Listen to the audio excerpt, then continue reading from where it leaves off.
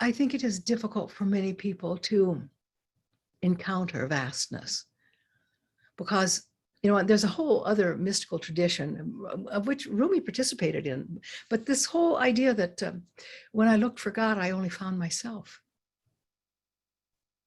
And, you know, for people that don't really understand this mystical dimension, that just sounds like a statement of great arrogance, doesn't it?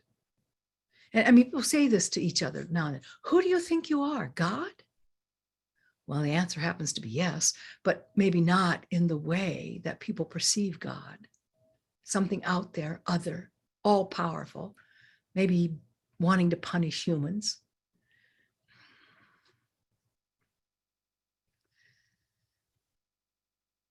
And we could go on, could we not?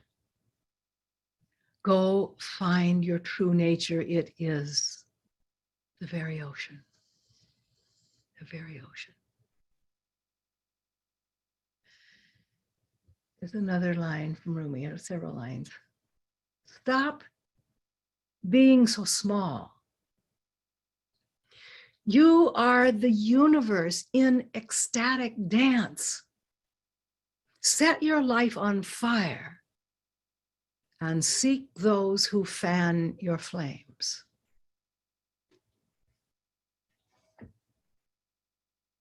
It's really good advice. Can you experience an ecstatic universe? Can you even conceive of being vast enough to hold an ecstatic universe within you, as Rumi suggests?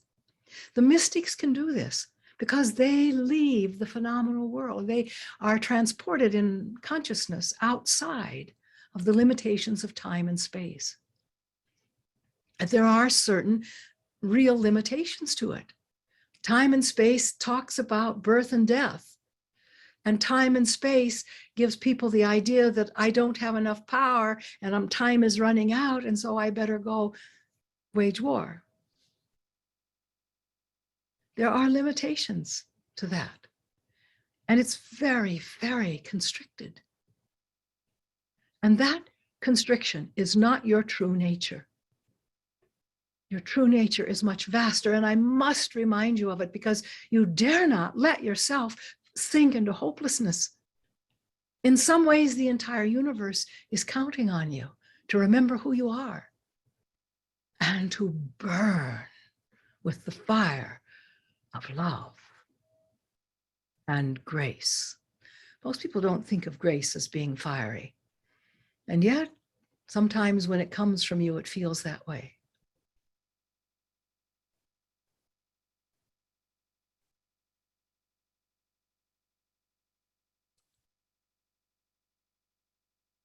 Can you give yourself over to love? That's what Rumi claimed he did.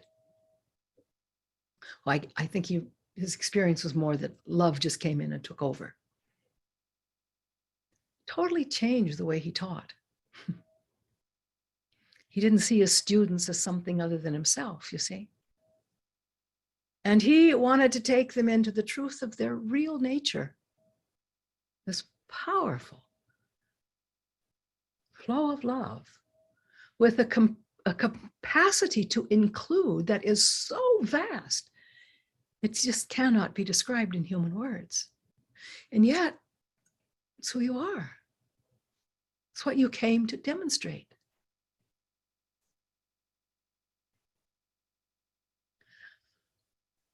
I could go on, but I want you to have time to harvest some of this. And I want you to invite yourself, in whatever way you do it, into a vaster placement of love. If you really look at, I'm sure all of you can find somewhere in yourself that because of the pandemic, which was not easy, it's still going on in places, it's very difficult to have to reorganize your life in a way that your egos don't like at all, in order to accommodate the presence of this catastrophe. Now, I know some don't believe it was a catastrophe, and that's okay. They get to believe that. But for those who watched loved ones die, for those who experienced it themselves and who fear they will never again be the way they were previously. You need to have compassion, even if it wasn't your experience. See, the world's much bigger than your experience. But right now, having felt so put upon by the restrictions of the pandemic, and now seeing this terrible outbreak in Europe once again, it's very easy to go into anger, to constrict, to find right and wrong. Now, I have to be very careful here because some people say, oh, well, you're just denying the fact that this is going on. No, I'm not. I'm trying to help you enter a bigger space that's bigger than just the problems that brought this about. They're significant. And yes, my dear friends, they need to be addressed. But you're not effective when you just go around telling everybody they're wrong because they don't see it the way you see it. That doesn't contribute anything to the we. You have to look at the root of all problems, which is separation. And you have to see how war exacerbates separation. It uses judgment. It also sometimes uses not telling the truth, trying to manipulate people's minds. So I just encourage you not to allow your minds to be manipulated. Very few people, because the ego is very strong and it's arrogant. It says nobody's manipulating my mind. But it may see that everybody else's minds are being manipulated, whether it's the news media, whether it's all those medical people that don't have your best interest at heart, whether it's whatever. But that does nothing for the whole, does it? It only creates more separation. Separation is a part of patriarchal mentality. In fact, it thrives on it. If it can keep people divided, they can always be controlled.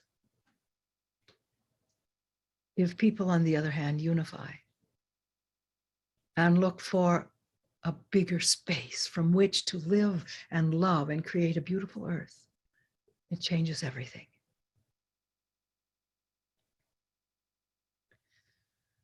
So perhaps I don't really need to tell you, but I will. I love you. And I hold for you a field of love that is so much vaster than we can possibly put into the words of any language.